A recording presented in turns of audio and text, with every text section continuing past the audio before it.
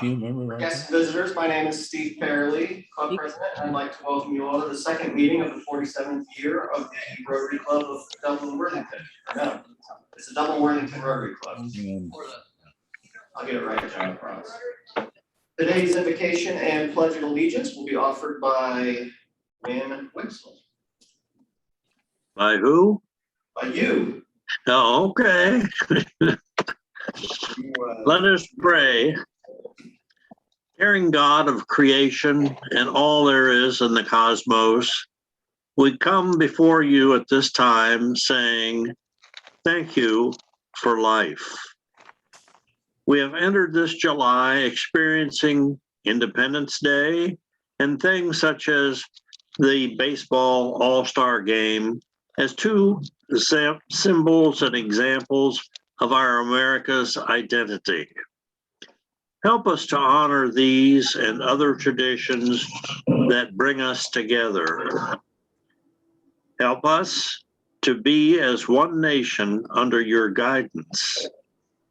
Help us address the challenges of today: diversity, immigration, war, especially in Afghanistan and the Middle East.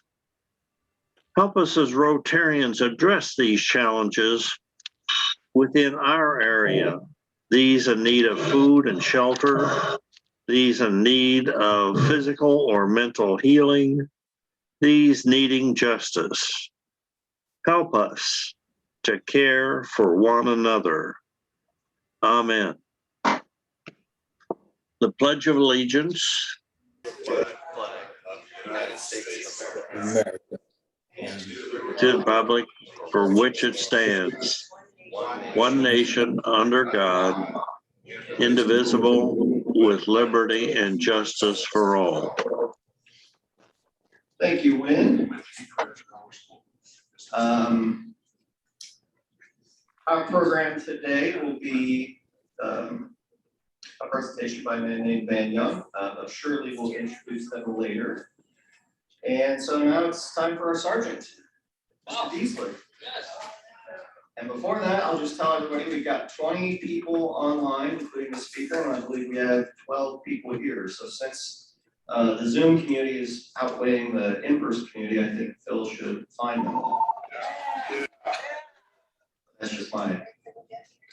Well, there went that. So we're very happy that our president has already taken care of Sergeant for today. Yes, she is. Sergeant duties. And I'm looking for a pot, and I don't see one, but I do see a pot carrier by the name of well, he's on vacation right now. I think he's always on vacation, called Trent. I think he's employed by the school district that we benefit from here in this room, and many of us otherwise have in the past. So thank you, Trent. And oh, by the way, you just don't carry it; you put money in it first. That's called upfront tax, and opportunity money and possibility money. So thank you.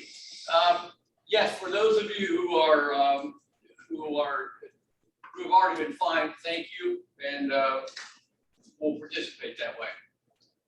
Any happy dollars, I think, is the appropriate thing to do, and I see Sam Milliron, who has been really wanting to say something. And Sam, can we get over to Sam? Let's see. It's not a big deal. It's not a big deal. Okay, I'll tell you, as long as it's not a big deal, I will just go over to Sam so he can make this a very verbal conversation so everybody can hear. And you can't see, but you can hear. Go ahead, Sam. I just celebrated my 81st birthday yesterday. Oh. Anyway. 81st birthday. I'm going to put taller because he's still, unfortunately, 10 inches taller than I am, which I think is a personal insult. Put another dollar on top. Yeah, put another dollar. Put my dollar, wait, please. Congratulations. Okay, that's good. And by the way, he's also checking everybody in this morning, so we'll max him out to $2. Any other happy dollars? Dollars of happiness. Okay. Wait a second. Dr. Hanson, I know I'm going to get you. Yes, And I should just wait. I'm just very pleased to let you all know that my daughter, Vanessa, and my two granddaughters, twin granddaughters, arrived last night, so we're a big household. And I defer to sergeant history and or foundation or club history.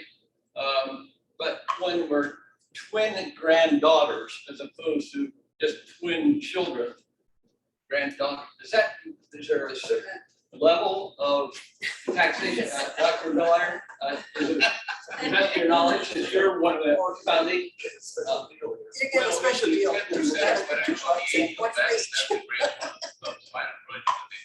Okay, so we're going to just defer to grandfather.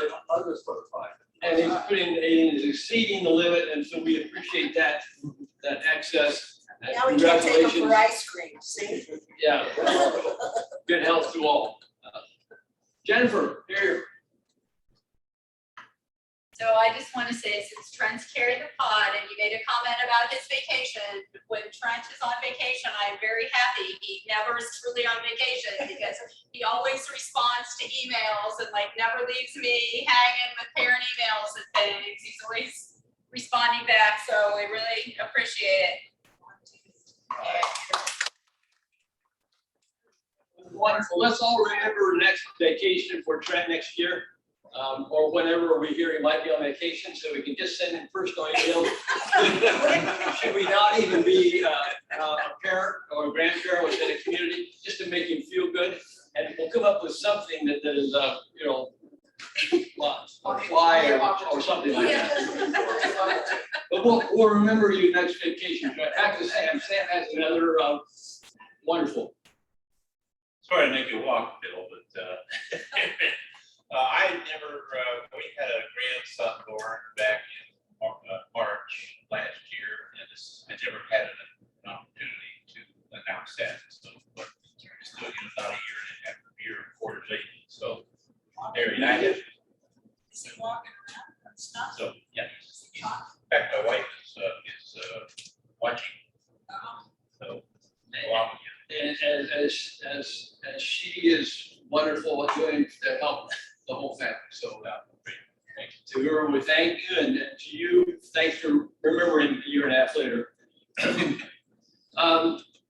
Okay, anybody else that I missed today? I'm sorry, our president.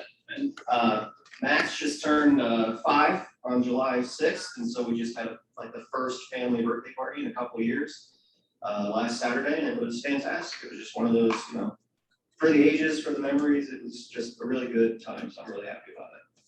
cherish and treasure the days. Trying to.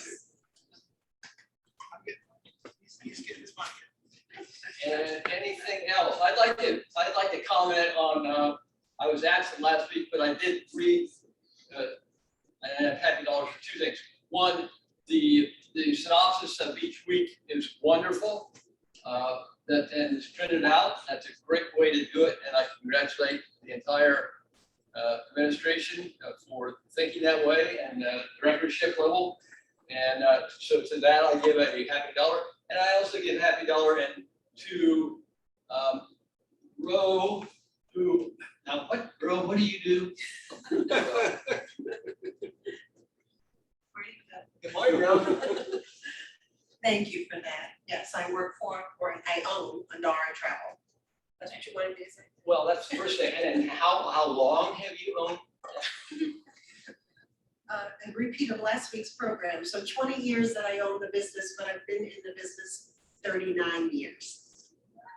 That's a long time. Well, Yeah. it's really unfair to say 39 times 1 because that math is not the $2 situation. However, we do acknowledge her and salute her for her wonderful work in the community as well as to the betterment of everything. So with that in mind, I am going to pass the baton back. And by the way, to all of you, wonderfulness and happiness. And I would also say that there is an opportunity for a spot on the sergeant staff. Should you want to get back at all the people that have already gotten you over the years, now's the time to get a hold of me by email and or Steve and or anybody and just say, yeah, I want to meet up on short people. So with that in mind, I'm going to defer back to Steve. Thank you, Phil. Appreciate that. I think it's time for announcements. Anybody in person have announcements? Jim does. Come on up, Jim. Yes, next week we will have a lunch that will be here. However, instead of registering online, Trillian has agreed to move to a buffet. So we no longer will require registration online. We will bill you for the lunch if you attend. So that's changing over this week. And again, I want to, we have 2 more meetings here, and we will be, I want to thank Trent again for his staff and his hospitality.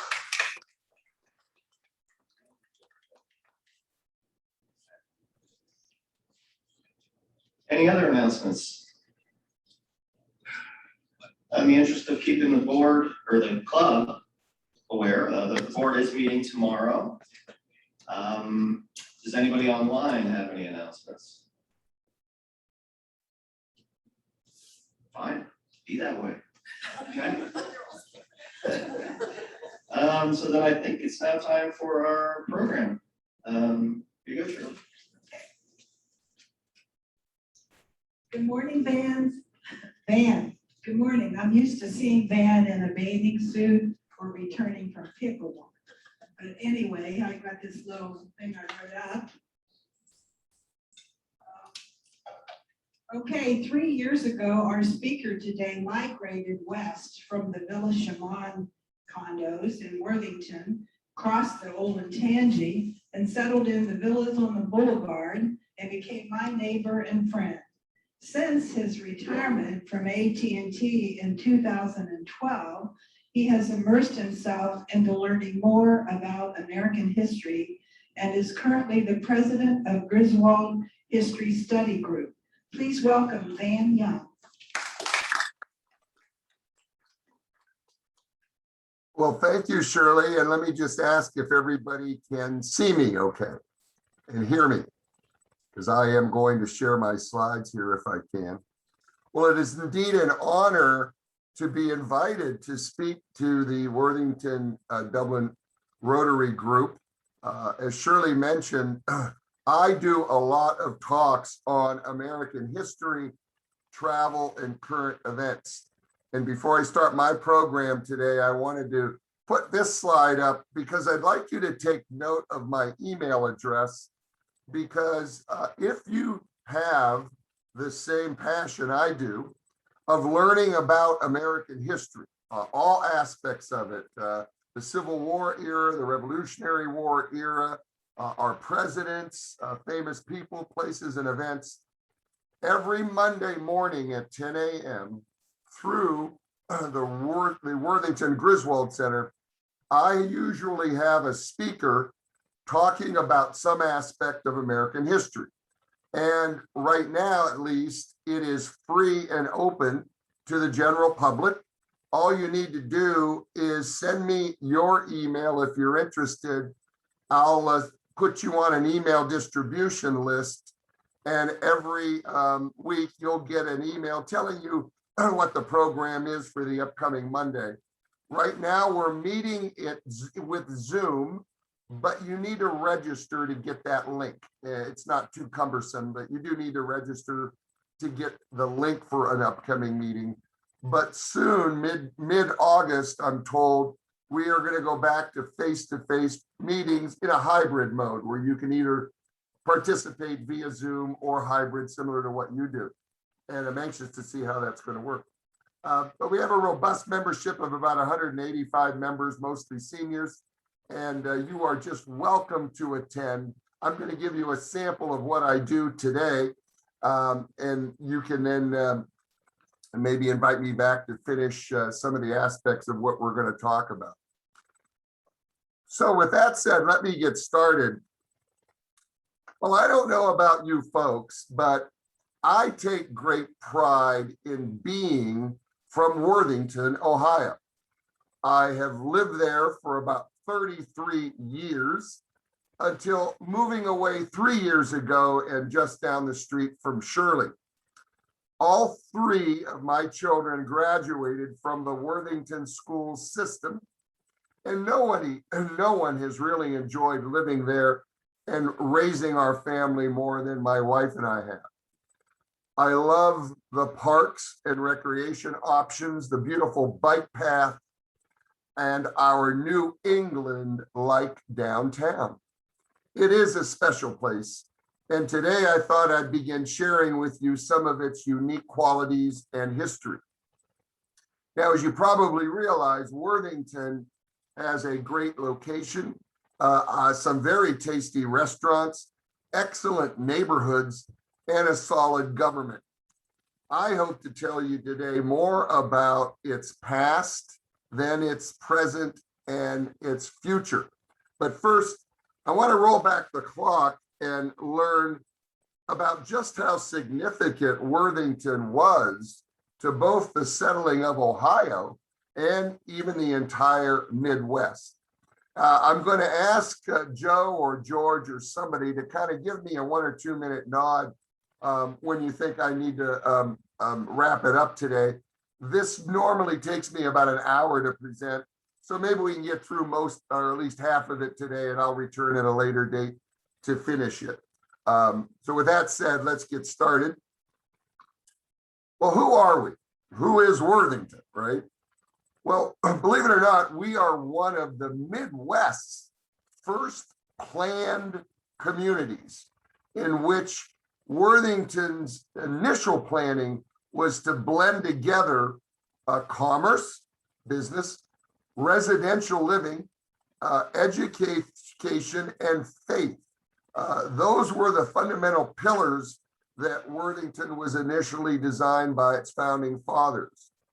Now, Worthington itself was founded on May the 7th of 1803. Now, I want you to realize how long ago that was, because Ohio becomes a state in 1803. So Worthington is established and on the run just as Ohio is being brought on board as a state.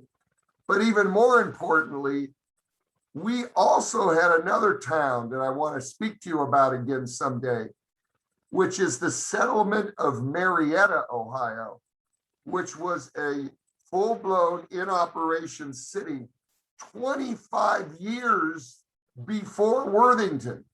And of course, a tremendous amount of history is involved with that story, as our founding fathers come from the east to establish a beachhead, so to speak, west of the Appalachian Mountains. And so Marietta is where it started, but Worthington becomes very significant, especially as the state of Ohio begins to emerge. Now, the design of Worthington is reflected in the New England heritage that it comes from. Our founding fathers come from New England. We also have authentic brick sidewalks leading to what is commonly referred as our central village green, where many of our city's original commercial buildings and churches still stand today. I mean, we have some very old structures and buildings in Worthington that go all the way back to this time frame, and you've probably visited a few of them yourself. But today, as in its past, people come still to meet and greet each other on the village green and stroll the streets of downtown Worthington. We have a great farmers market. We have the concert on the green. We have the art and craft show every year. I mean, we really do utilize that part of our town. And it's somewhat the heartbeat of Worthington, no doubt about it. And we still take great pride in our downtown and that New England feel. I do a lot of traveling back east during the fall for New England trips, and I am always reminded of Worthington as you travel through these small towns in New England. Now, the city of Worthington was first planned for and laid out in 1803 by the Scioto Land Company. Now, this is a business venture that people bought into in order to maybe make some money down the road at some point in time. And the leaders of this land company was first settled and started up in New England. And two men are very prominent to the birth of our town, and that would be James Kilbourne, one of our high schools, of course, named after him. And another is Thomas Worthington, who was named for one of the other high school, the original high school, and of course, Thomas Worthington High School today. And believe it or not, folks, he not only helped settle Worthington, but he went on to become one of our first US senators and governors. Now, you may or may not know that Thomas Worthington lived in Chillicothe, and he has a mansion, a home there called Adena. And I would like to come back someday and tell you that story as well, of how Thomas Worthington, how significant he was to the settlement of Ohio, and truly one of our founding fathers. But these are the two men that made it happen here locally. Now, originally there were 38 what we call proprietors from Connecticut and Massachusetts who purchased about 16,000 acres right here. And the first families to settle in Worthington arrived in 1803, which is the same year, of course, that Ohio becomes a state. So Worthington is settled at the same time Ohio is. Now remember, that's well before Columbus. And of course, Worthington was in strong consideration to be the state capital when it was moved from Chillicothe to the Columbus area. But Columbus won out for a variety of reasons. And so we had these families, these 38 families that originally come, and James Kilbourne is one of those families. Now I'm just going to fast forward through that early history to kind of get up to about 1830, and you should all recognize that structure there because that is the old Worthington Inn. The 1830 census recorded about 910 persons at the time who were living in Sharon Township, and with approximately 1/3 in what we would call Worthington proper, and 2/3 of that population on surrounding farms. So you can see agriculture a driving force for people initially who settled in Worthington. So those 38 families in 1803 expanded, grew, as well as new people coming to be about 910 persons in 1830. Now, I also like to mention about our involvement with the Civil War, because yes, folks, people from Worthington did serve there.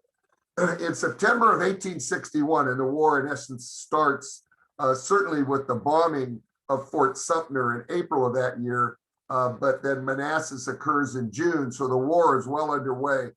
September of 1861, a Captain William Piney and 14 members of the Olentangy Reserves muster or join Company E, which was led by Colonel Thomas Worthington Jr., that's right, his son, and he created the 46th Ohio Volunteer Infantry, and they trained at Camp Lyon, which was on the old Worthington Manufacturing Company's site, which was just southwest of the village green.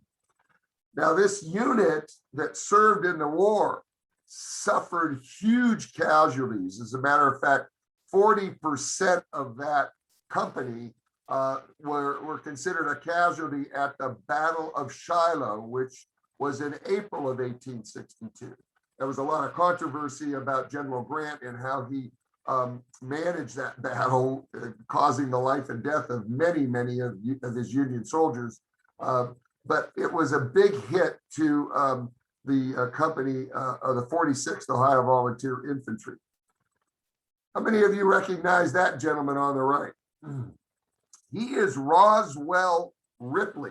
And you know, we have a famous house right in the downtown area called the Ripley House, which is kind of gone under some controversy lately because Roswell Ripley became a lieutenant colonel in the Army of South Carolina. That's right, he served in the Confederacy. And he actually helped direct the firing of the cannons from an artillery battery during the bombardment of Fort Sumter, which occurred in Charleston Harbor on April 13th of 1861.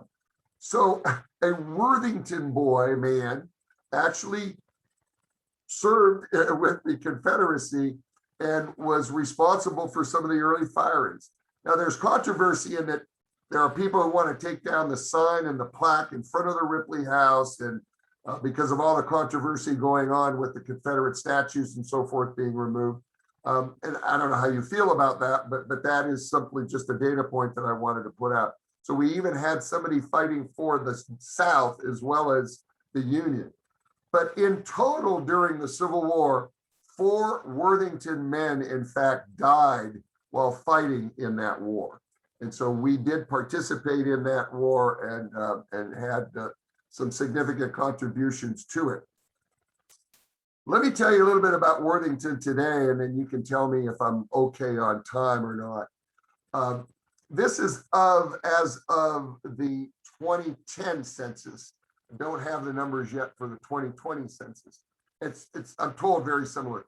The total population of Worthington back then was 14,705 people. I don't know if you think that's small or big, or if you had to guess what you would have guessed, but that's what it is.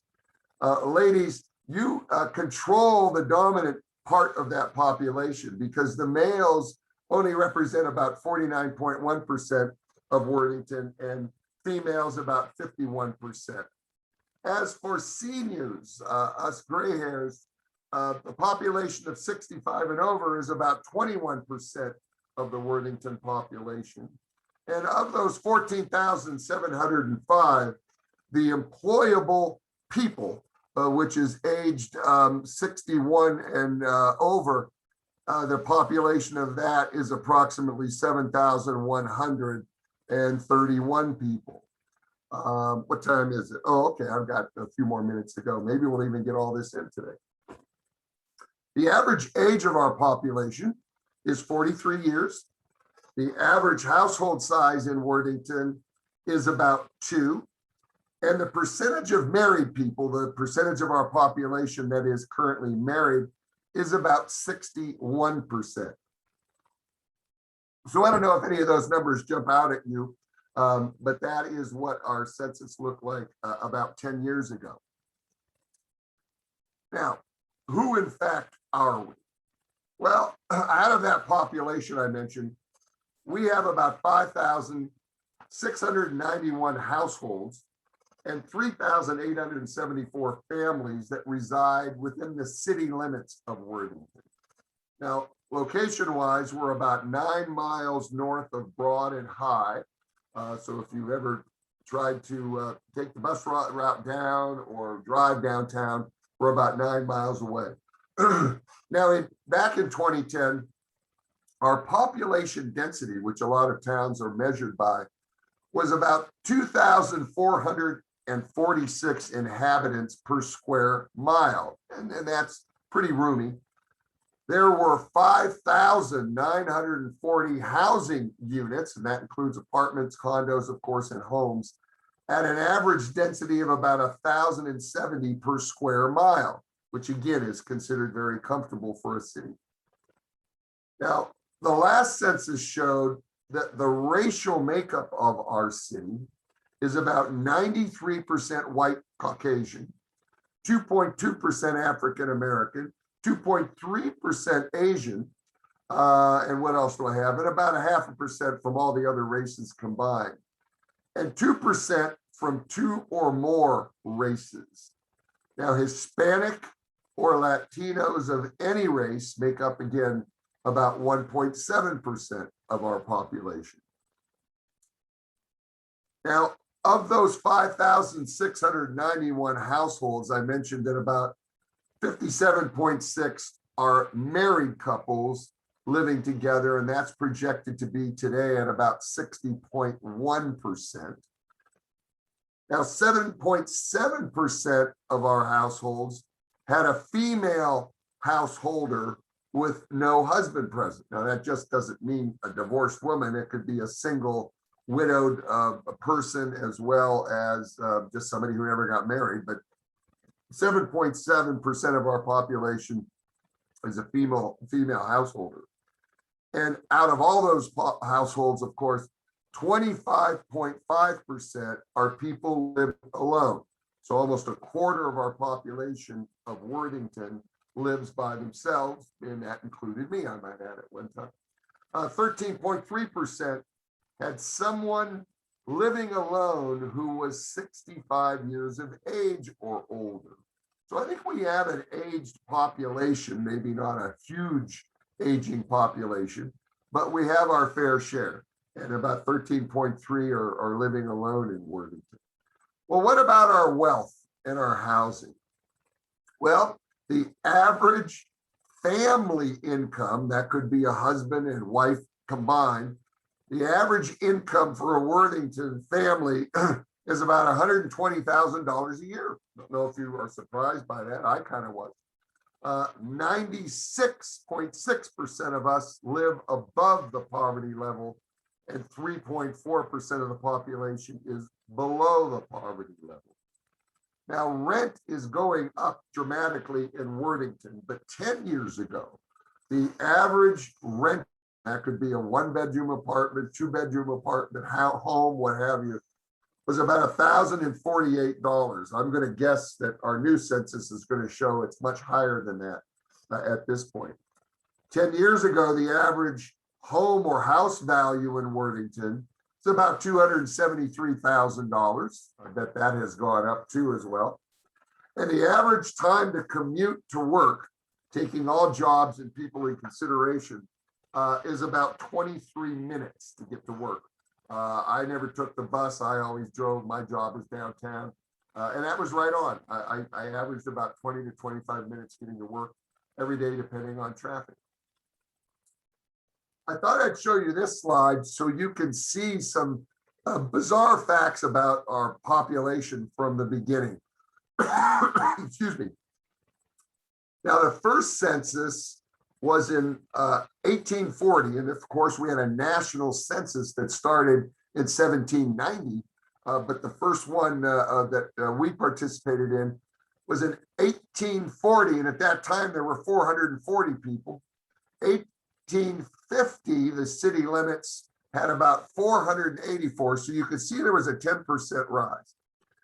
Well, in 1860, right before the beginning of the Civil War, we actually had a population decline.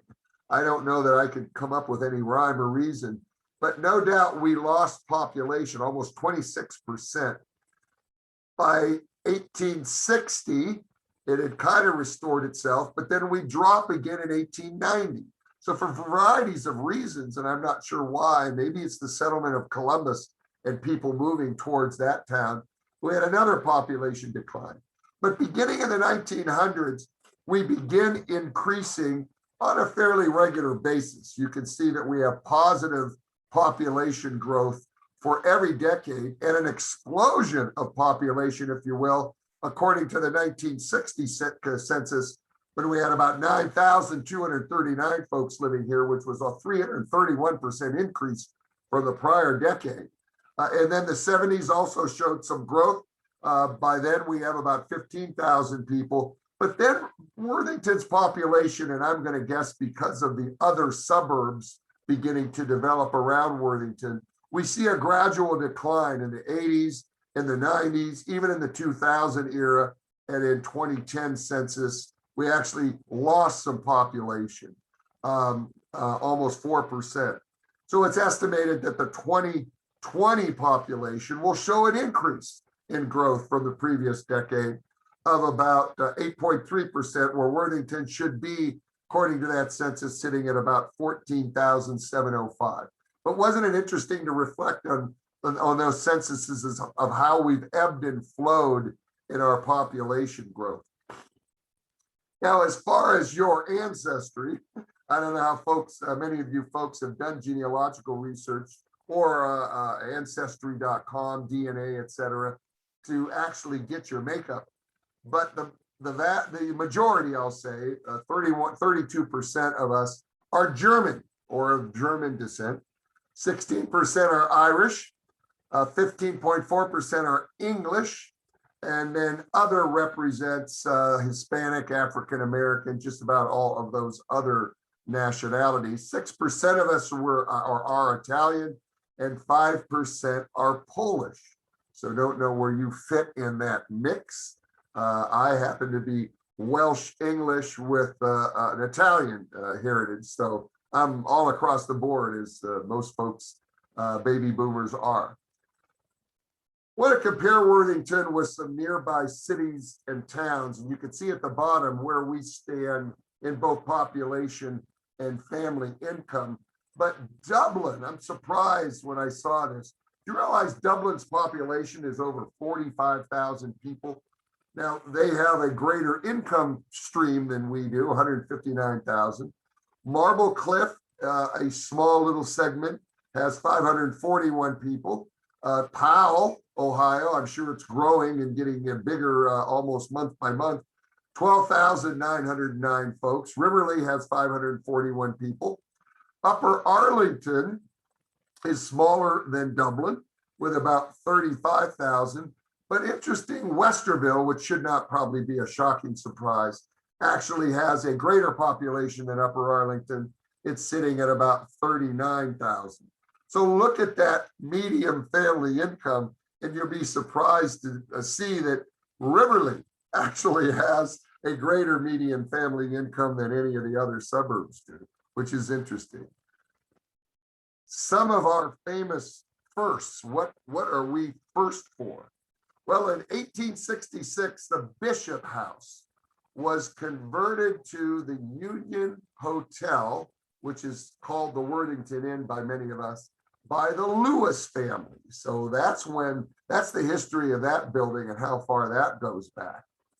In 1873, the Worthington School, which was located at East Granville Road, our high school, was completed at a cost of $50,000. So that's how much that original school or structure cost. In 1880, not too long after that, the first Worthington High School class graduated, and it only included 2 girls in that class. The rest, of course, were all males. In 1931, the only Roman Catholic pontifical college outside of Italy was built. And that, of course, is the Pontifical College Josephinium, which is located just north of Worthington, where it still exists, of course, today. And there is a picture of that great structure. The only pontifical college outside of Rome at the time. I thought that's pretty amazing. That is where we are geographically. We are 863 feet above sea level. According to the Census Bureau, our city has a total area, excuse me, of only 5.6 square miles, of which 5.5 is land, and only 0.08% is actual water. Now, the cities of Worthington and Riverlea form an enclave of Columbus. And Rachel Dorothy points out in the 1950s is when we annexed Colonial Hills into Worthington. Now, except for a small border with Perry Township, that's Brookside Estates on the west, Worthington is completely surrounded by Columbus. So we can't really expand in growth because we're landlocked.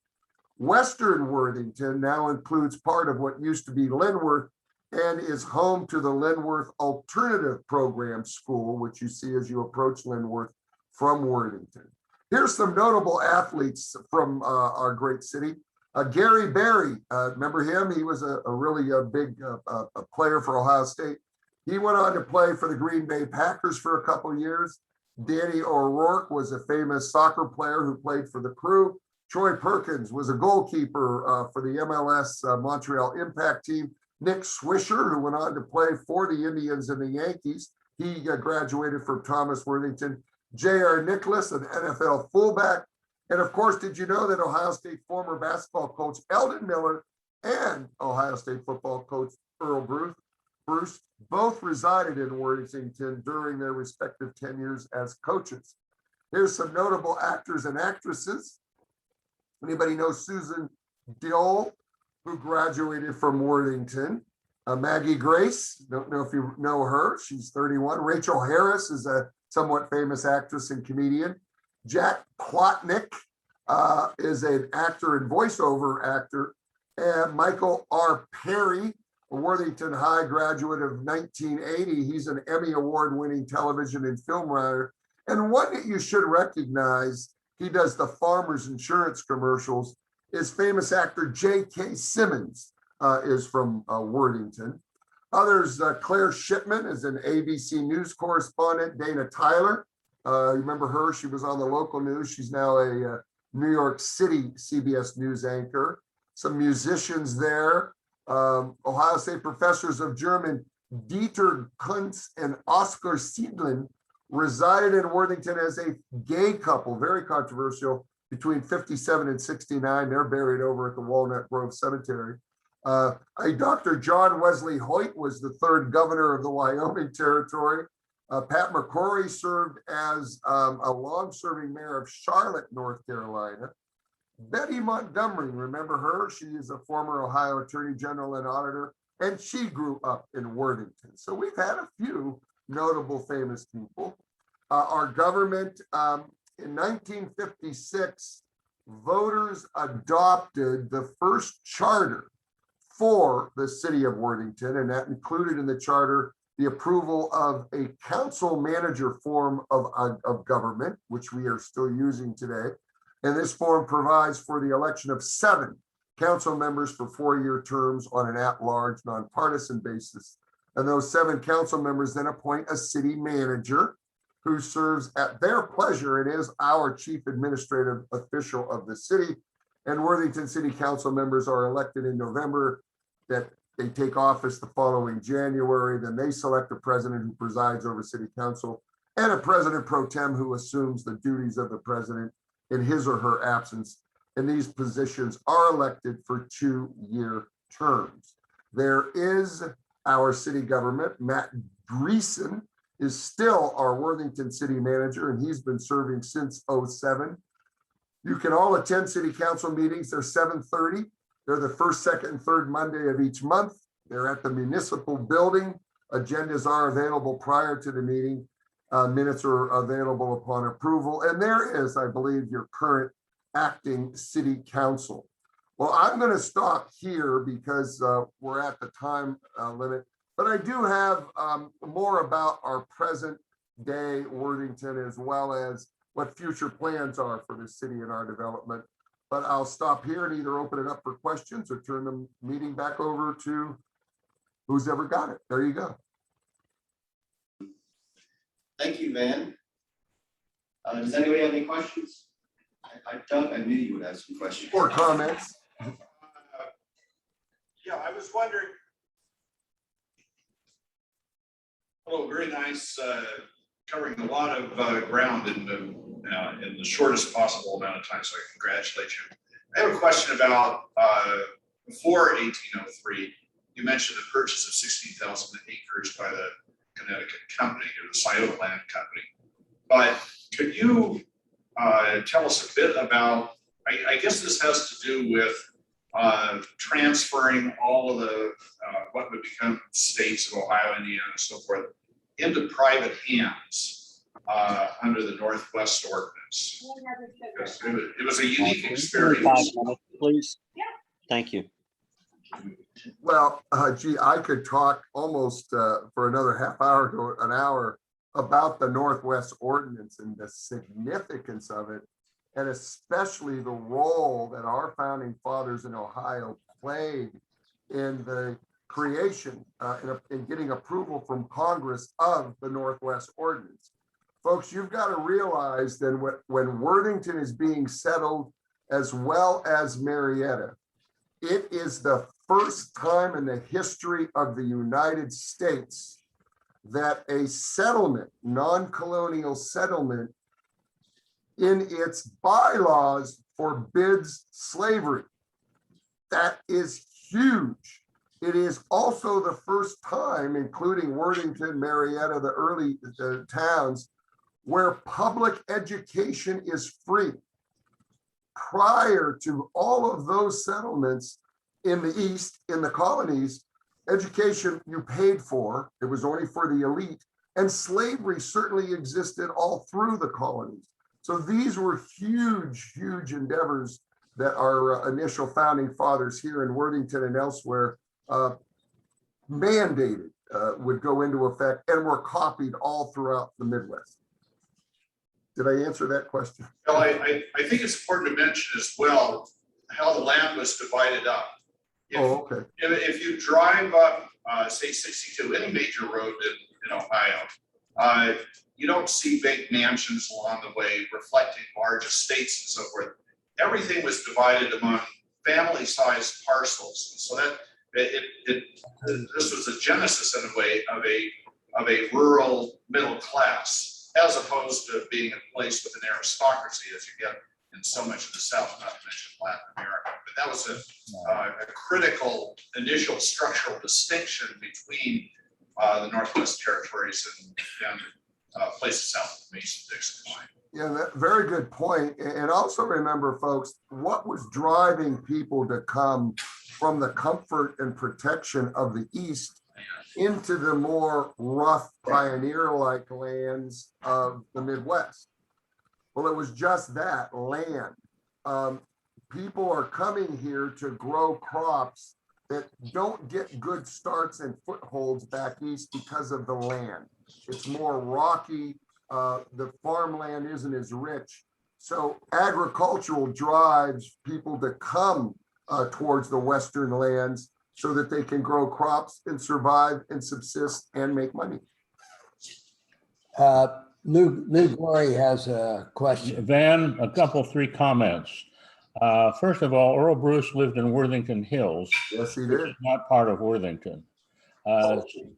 Secondly, a Supreme Court Justice, Eve Stratton, lives in Worthington. I think she still lives here. She's a former Ohio Supreme Court Justice. You might want to include her. I will. Worthington became a city when it reached a population of 5,000, which was somewhere around 1956, I think.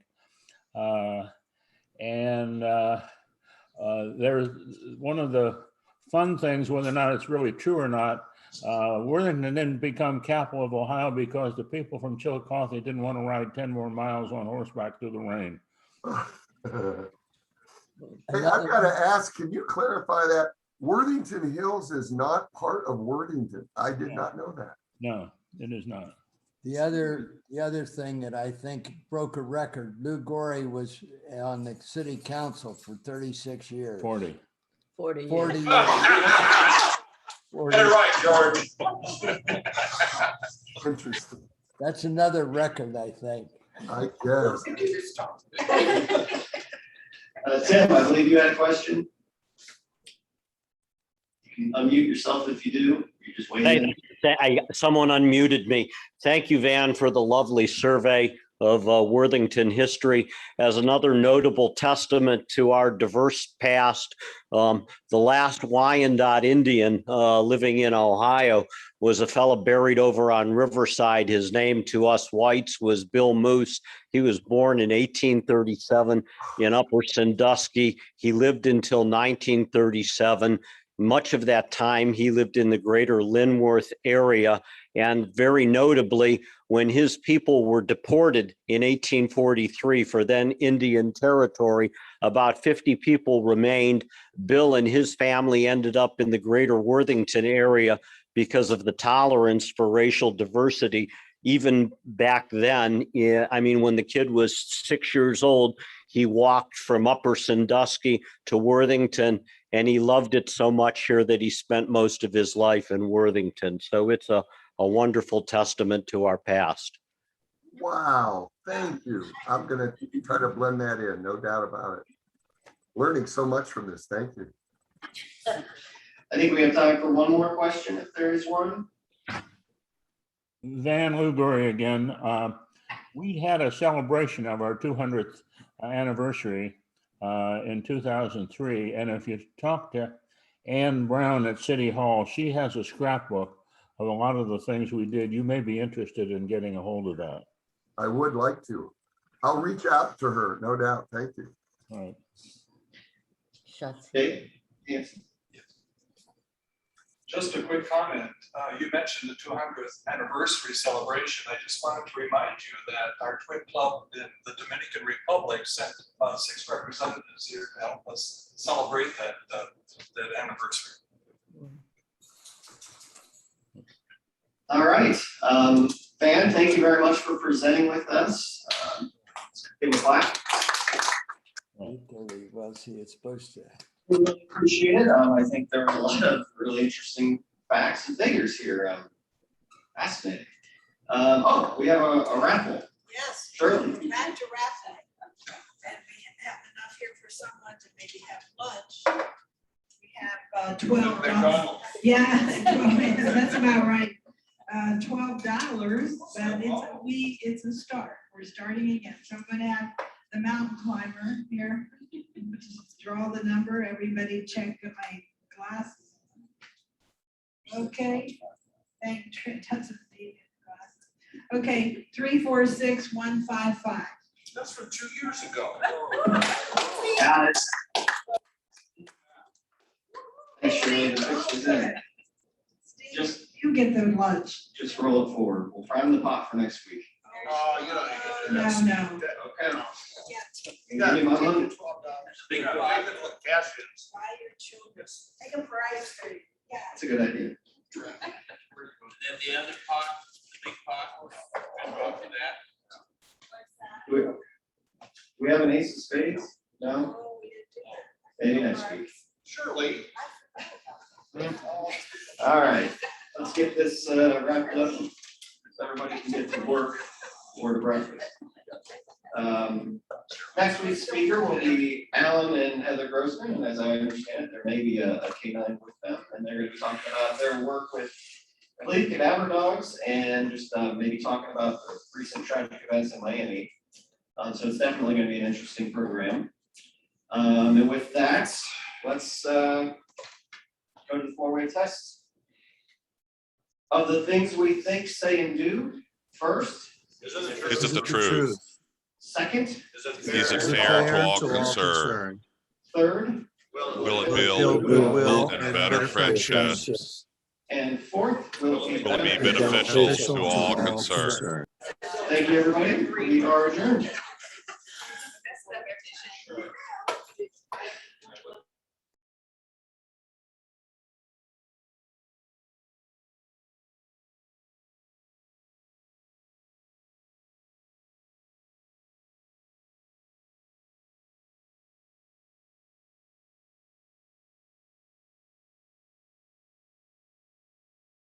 He gave it a. Tim Munch, what about Tim? Did he join us, huh? He was there, yeah. I didn't know that, okay. I didn't see him either. Right here, see this? Yeah. They leave the meeting.